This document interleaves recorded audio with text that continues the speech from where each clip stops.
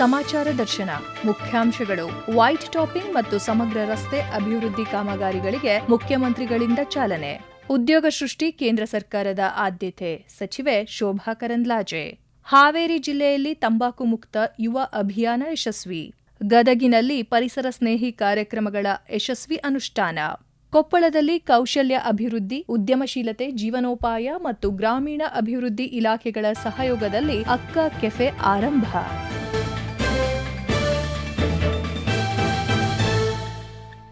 Greater Bengaluru ಪ್ರಾಧಿಕಾರ, ಬೆಂಗಳೂರು ಕೇಂದ್ರ ನಗರ ಪಾಲಿಕೆ ಹಾಗೂ ಬೆಂಗಳೂರು ಸ್ಮಾರ್ಟ್ ಮೂಲಸೌಕರ್ಯ ನಿಯಮಿತ ವತಿಯಿಂದ ಗಾಂಧಿನಗರ ವಿಧಾನಸಭಾ ಕ್ಷೇತ್ರ ವ್ಯಾಪ್ತಿಯಲ್ಲಿನ ವೈಟ್ ಟಾಪಿಂಗ್ ಮತ್ತು ಸಮಗ್ರ ರಸ್ತೆ ಅಭಿವೃದ್ಧಿ ಕಾಮಗಾರಿಗಳಿಗೆ ಮುಖ್ಯಮಂತ್ರಿ ಸಿದ್ದರಾಮಯ್ಯ ಹಾಗೂ ಉಪಮುಖ್ಯಮಂತ್ರಿ ಮತ್ತು ಬೆಂಗಳೂರು ನಗರಾಭಿವೃದ್ಧಿ ಸಚಿವರೂ ಆಗಿರುವ ಡಿಕೆ ಶಿವಕುಮಾರ್ ಬಿವಿಕೆ ಅಯ್ಯಂಗರ್ ರಸ್ತೆಯ ಆರ್ಟಿ ಮಾರ್ಗದ ಜಂಕ್ಷನ್ನಲ್ಲಿ ಭೂಮಿ ಪೂಜೆ ನೆರವೇರಿಸಿದರು. ಈ ವೇಳೆ ಗಾಂಧಿನಗರದ ಕ್ಷೇತ್ರದ ಶಾಸಕರು ಹಾಗೂ ಆರೋಗ್ಯ ಮತ್ತು ಕುಟುಂಬ ಕಲ್ಯಾಣ ಸಚಿವರಾದ ದಿನೇಶ್ ಗುಂಡೂರಾವ್, ಯೋಜನಾ ಇಲಾಖೆ ಸಚಿವರಾದ ಡಿ ಸುಧಾಕರ್, ಮುಖ್ಯಮಂತ್ರಿಗಳ ರಾಜಕೀಯ ಕಾರ್ಯದರ್ಶಿಯಾದ ನಸೀರ್ ಅಹಮದ್, ಶಾಸಕರಾದ ವೆಂಕಟೇಶ್ ಸೇರಿದಂತೆ ಮತ್ತಿತರರು ಉಪಸ್ಥಿತರಿದ್ದರು. ಮುಖ್ಯಮಂತ್ರಿ ಸಿದ್ದರಾಮಯ್ಯ ಈ ಸಂದರ್ಭದಲ್ಲಿ ಮಾತನಾಡಿ, ಬೆಂಗಳೂರು ನಗರದ ಅಭಿವೃದ್ಧಿಗೆ ಬದ್ಧ ಎಂದು ತಿಳಿಸಿದರು.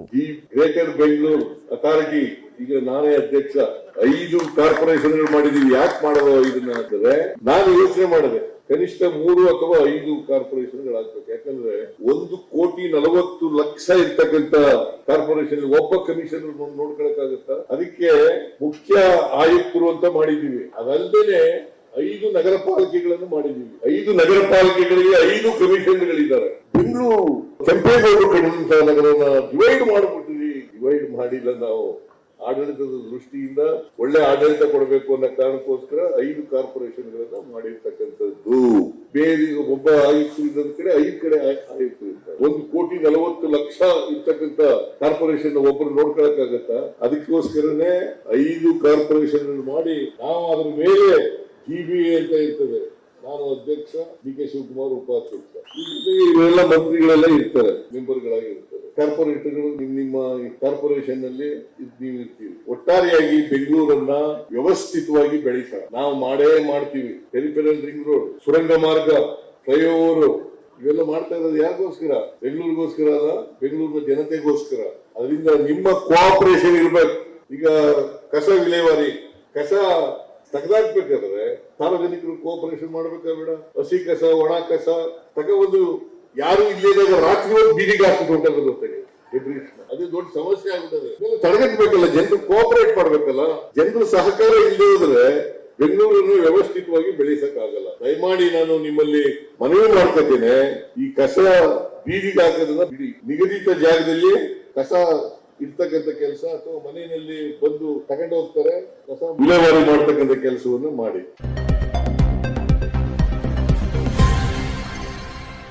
ಭಾರತದಾದ್ಯಂತ ಒಟ್ಟು 40 ಕಡೆಗಳಲ್ಲಿ ನಡೆದಿರುವ ಉದ್ಯೋಗ ಮೇಳದಲ್ಲಿ 51,000 ಹೊಸ ಉದ್ಯೋಗಸ್ಥರಿಗೆ ನೇಮಕಾತಿ ಪತ್ರಗಳನ್ನು ನೀಡಲಾಯಿತು. ಬೆಂಗಳೂರಿನಲ್ಲಿ ನಡೆದ ಕಾರ್ಯಕ್ರಮದಲ್ಲಿ ಕೇಂದ್ರ ಉದ್ಯೋಗ ಖಾತೆ ರಾಜ್ಯ ಸಚಿವೆ ಶೋಭಾ ಕರಂದ್ಲಾಜೆ ಮುಖ್ಯ ಅತಿಥಿಯಾಗಿ ಭಾಗವಹಿಸಿದರು. ಈ ಸಂದರ್ಭದಲ್ಲಿ ಮಾತನಾಡಿದ ಅವರು, ಕಳೆದ 5 ವರ್ಷಗಳಲ್ಲಿ 7 ಕೋಟಿ ಯುವಕರು ಇಪಿಎಫ್ ಚಂದಾದಾರರಾಗಿ ಸೇರಿದ್ದು ಹೊಸ ಉದ್ಯೋಗ ಸೃಷ್ಟಿಗೆ ಇದು ಪ್ರಮಾಣವಾಗಿದೆ ಎಂದರು. पिछले 5 साल में 7 crore employees newly they are joined to EPFO.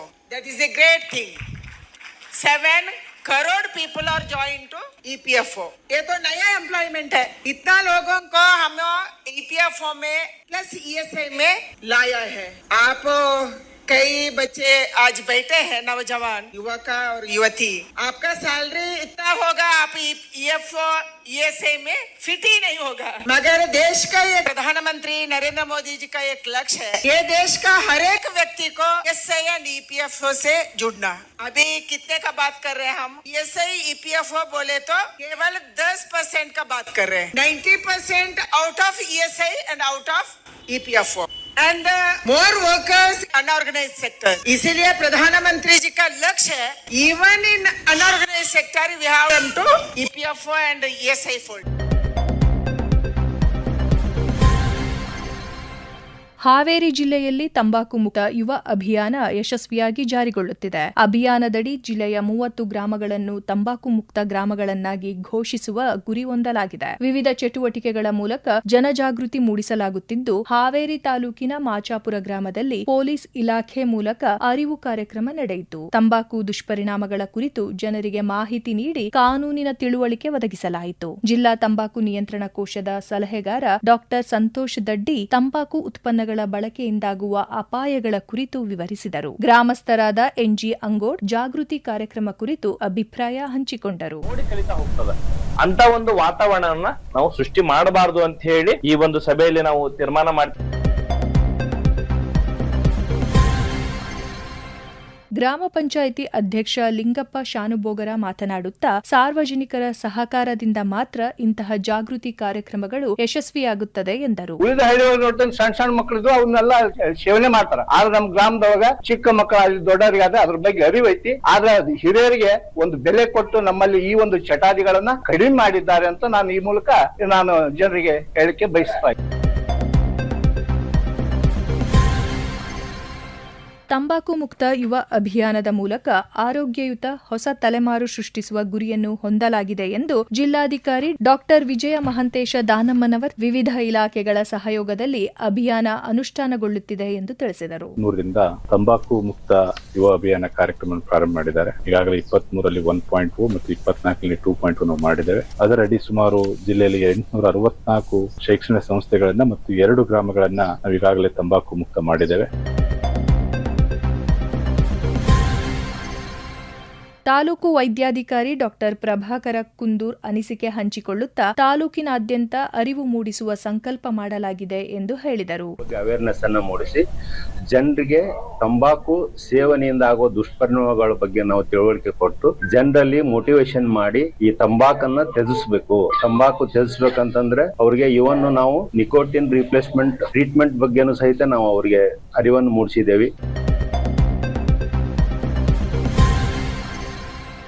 Gadag ಜಿಲ್ಲೆಯಲ್ಲಿ ಮಹಾತ್ಮ ಗಾಂಧಿ ರಾಷ್ಟ್ರೀಯ ಉದ್ಯೋಗ ಖಾತ್ರಿ ಯೋಜನೆಯಡಿ ನೈಸರ್ಗಿಕ ಸಂಪನ್ಮೂಲ ರಕ್ಷಣೆ ಹಾಗೂ ಪರಿಸರ ಸ್ನೇಹಿ ಕಾರ್ಯಕ್ರಮಗಳು ಯಶಸ್ವಿಯಾಗಿ ಅನುಷ್ಠಾನಗೊಂಡಿವೆ. ರಸ್ತೆ ಬದಿಗಳಲ್ಲಿ ಗಿಡಮರಗಳನ್ನು ಬೆಳೆಸುವುದು, ನೆಡುತೋಪುಗಳನ್ನು ಸೃಷ್ಟಿಸುವುದು ಸೇರಿದಂತೆ ಹಲವು ಪ್ರಕ್ರಿಯೆಗಳು ಯಶಸ್ವಿಯಾಗಿ ಜಾರಿಗೆ ಬಂದಿವೆ. ಜಿಲ್ಲೆಯ 7 ತಾಲೂಕುಗಳಲ್ಲಿ ಮನ್ರೇಗಾ ಅಡಿ ಸಾಮಾಜಿಕ ಅರಣ್ಯ ಬೆಳೆಸುವ ಉದ್ದೇಶದಿಂದ ವನ ನಿರ್ಮಾಣಕ್ಕೆ ಆದ್ಯತೆ ನೀಡಲಾಗಿದೆ. ಕಳೆದ 5 ವರ್ಷಗಳಲ್ಲಿ ಗ್ರಾಮೀಣ ಪ್ರದೇಶದ ವ್ಯಾಪ್ತಿಯಲ್ಲಿ ರಸ್ತೆಯ ಇಕ್ಕೆಲಗಳಲ್ಲಿ ಗಿಡ ಮರಗಳನ್ನು ಬೆಳೆಸಲಾಗಿದೆ. 252 ಕಿಲೋಮೀಟರ್ ರಸ್ತೆ ವ್ಯಾಪ್ತಿಯಲ್ಲಿ 2,52,000 ಗಿಡ ಮರಗಳನ್ನು ನೆಡುವ ಯೋಜನೆ ಹೊಂದಲಾಗಿದೆ. ಈ ಕುರಿತು ಮನ್ರೇಗಾ ಯೋಜನೆ ಐಇಸಿ ಸಂಯೋಜಕ ವಿಎಸ್ ಸಜ್ಜನರ ಮಾಹಿತಿ ನೀಡುತ್ತಾ, ವಿವಿಧ ಜಾತಿಯ ಗಿಡಗಳನ್ನು ರಸ್ತೆಯ ಇಕ್ಕೆಲಗಳಲ್ಲಿ ನೆಟ್ಟು ನೈಸರ್ಗಿಕ ಸಂಪನ್ಮೂಲ ಸೃಜಿಸಿ ನೆಡುತೋಪುಗಳಲ್ಲಿ ಕಸಿ ಕಾರ್ಯ ನೆಡಲಾಗಿದೆ ಎಂದರು. ತುಂಬಾನೇ ಯಶಸ್ವಿಯಾಗಿ ರಸ್ತೆ ಬದಿ ನೆಡುತೋಪು ಮಾಡಿದ್ವಿ ಅಂತ ಹೇಳ್ಬೋದು. ಹಾಗೇನೆ ನಮ್ಮ ಜಿಲ್ಲೆಯು ಮೂಲತಃ ಒಣಹವೆ ಪ್ರದೇಶ ಆಗಿರೋದ್ರಿಂದ ಸಣ್ಣ ಪುಟ್ಟ ಒಂದೊಂದು ಮರಗಳನ್ನ ಆಶ್ರಯಿಸಿದ್ರು. ರಸ್ತೆ ಬದಿ ನೆಡುತೋಪು ಕಾಮಗಾರಿ ಅನುಷ್ಠಾನ ಮಾಡಿದ ನಂತರ ನಮ್ಮ ಜಮೀನಿನ ಪಕ್ಕದಲ್ಲೇ ಇರತಕ್ಕಂತ ಗಿಡ ಮರಗಳನ್ನ ಆಶ್ರಯಿಸಿರುವುದು ತುಂಬಾ ಖುಷಿಯ ಸಮಾಚಾರ ಆಗಿದೆ. ಪರಿಸರ ಸ್ನೇಹಿ ಕಾರ್ಯ ಯೋಜನೆಯು ಜನರಿಂದ ಮೆಚ್ಚುಗೆಗೆ ಪಾತ್ರವಾಗಿದೆ ಎಂದು ಉಪ ಅರಣ್ಯ ಸಂರಕ್ಷಣಾಧಿಕಾರಿ ಪ್ರಕಾಶ್ ಪವಾಡಿ ತಿಳಿಸಿದರು. ಪ್ರತಿಯೊಂದು ರಸ್ತೆಯಲ್ಲಿಯೂ ನೆರಳಾಗಿದೆ, ಮರ ದೊಡ್ಡವಾಗಿದಾವು, ಆಮೇಲೆ ಹೂವಿನ ಗಿಡಗಳು ಜಾಸ್ತಿ ಇದಾವು. ಈಗ ಪ್ರತಿಯೊಬ್ಬರು ಸಾರ್ವಜನಿಕರು ಅಡ್ಡಾಡಬೇಕಾದಾಗ ವಾಕಿಂಗ್ ಹೋಗಕ್ಕಂತ ಮುದ್ದಾಂ ಬೇಕಂತ ಆ ರಸ್ತೆಯಲ್ಲಿ ಅಡ್ಡಾಡುವಾಗ ನಮಗೆ ಪ್ರಶಂಸೆ ಮಾಡಿದ್ದಾರೆ. ಅದ್ರ ಜೊತೆಗೆ ಹಣ್ಣು ಹಂಪಲ ಗಿಡಗಳನ್ನು ಹಾಕಿದೀವಿ.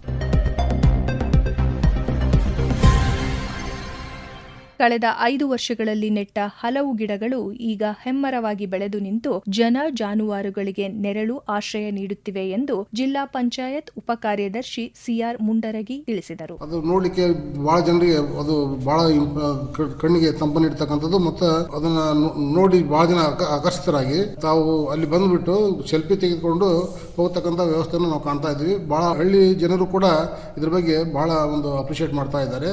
ಇದು ನೋಡಿ ನಮಗೆ ಬಹಳ ಖುಷಿ ಅನಿಸ್ತೈತಿ. ಒಟ್ಟಾರೆಯಾಗಿ ಇವತ್ತಿನ ದಿನಮಾನದಲ್ಲಿ ಬಿಸಿಲಿನ ತಾಪಮಾನ ಕಡಿಮೆ ಮಾಡಲಿಕ್ಕೆ ನಾವು ಗಿಡಗಳನ್ನು ನೆಡಬೇಕು. ಈ ದೃಷ್ಟಿಯೊಳಗೆ ನಾವು ಸಾಕಷ್ಟು ಸಾಧನೆಯನ್ನು ನಮ್ಮ ಗದಗ ಜಿಲ್ಲೆ ಮಾಡಿದೆ ಅಂತ ಹೇಳಲಿಕ್ಕೆ ಬಹಳ ಹೆಮ್ಮೆ ಅನಿಸ್ತದೆ.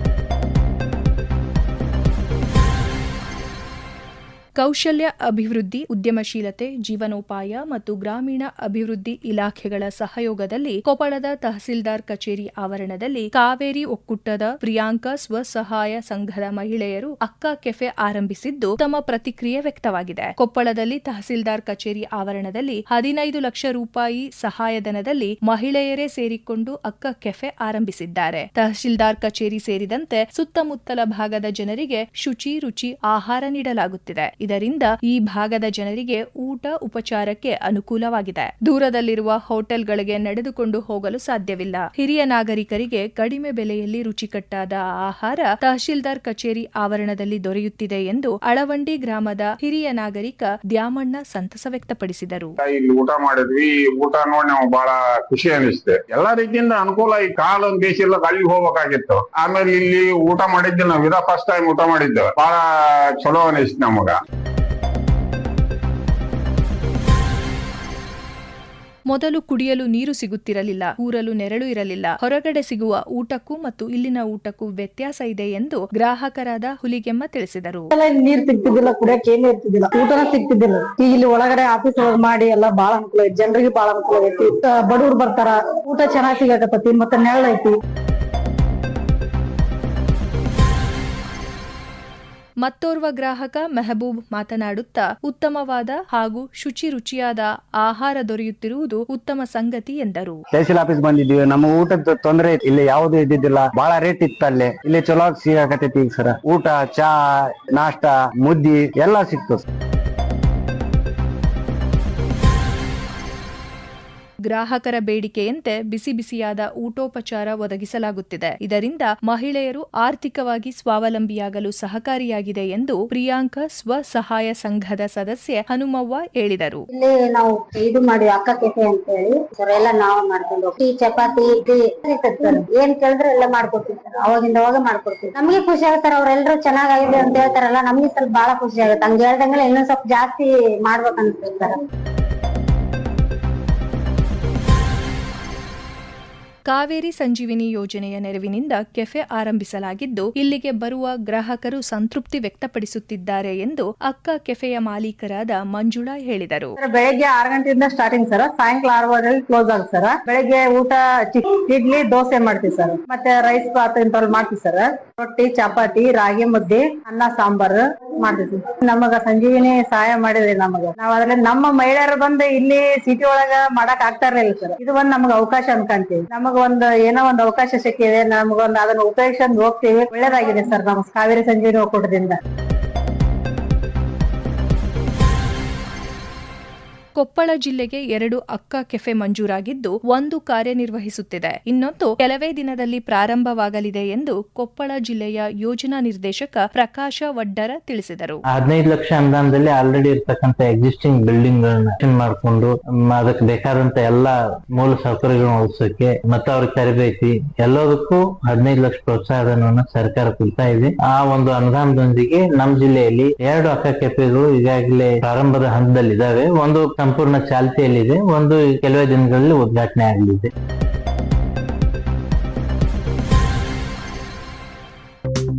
ಸಮಾಚಾರ ದರ್ಶನ ಕೇಳಿದಿರಿ. ಸುದ್ದಿ ಸಂಪಾದಕರು ಬೆಂಗಳೂರು ಆಕಾಶವಾಣಿಯ ಸಹಾಯಕ ನಿರ್ದೇಶಕರಾದ HR ಸುಧೀಂದ್ರ. ಪ್ರಸ್ತುತಪಡಿಸಿದವರು ಪ್ರತಿಭಾ ನಟರಾಜ್. ಪ್ರಸಾರ ನಿರ್ವಹಣೆ ನಂದೀಶ್ವರ B ಶಿಡ್ಲಳ್ಳಿ. ಬೆಂಗಳೂರು ಆಕಾಶವಾಣಿ ಸುದ್ದಿ ವಿಭಾಗ ಸಿದ್ಧಪಡಿಸಿದ ಈ ಕಾರ್ಯಕ್ರಮವು ರಾಜ್ಯದ ಎಲ್ಲಾ ಬಾನುಲಿ ಕೇಂದ್ರಗಳಲ್ಲಿ ಏಕಕಾಲಕ್ಕೆ ಪ್ರಸಾರವಾಯಿತು. ಮುಂದಿನ ವಾರ ಮತ್ತೆ ಮೂಡಿಬರಲಿದೆ ವಾರದ ವಾರ್ತಾ ಚಿತ್ರ ಸಮಾಚಾರ ದರ್ಶನ.